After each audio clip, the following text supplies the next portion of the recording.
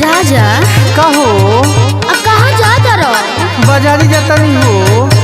एगो बात बोली। कहो ना। हमार जिंदगी तो जंजाल हो गई बा हो। काहे हो? नैहरों में दिक्कत होता, ससुरों में। आ बाजारी जाता रहो न तो जौन मांगम तो लिया हो। हाँ हो, बोला का चाहिए हो?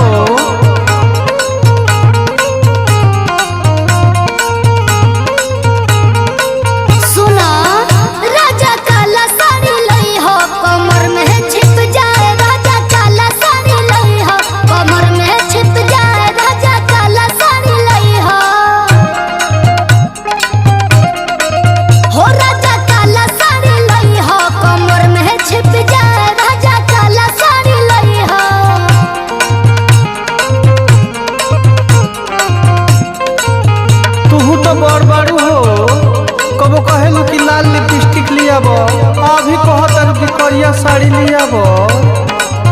नैहर ससुर तो जरते बा हो, तूहू जरे तर का? ओइ जरनी तो हमरा भौजी से ना देखल जात रहे, आ ए जबानी तो तहरा भौजी के नहीं देखल जात। हाँ का भइल हो?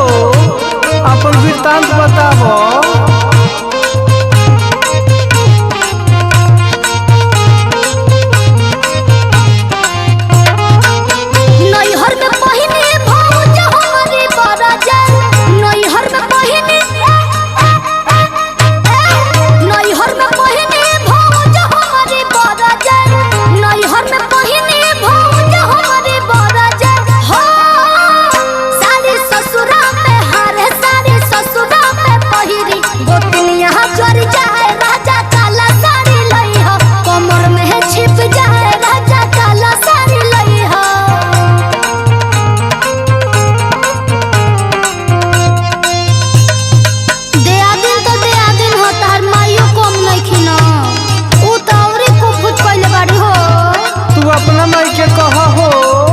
हमरा माई के मत कहा हो।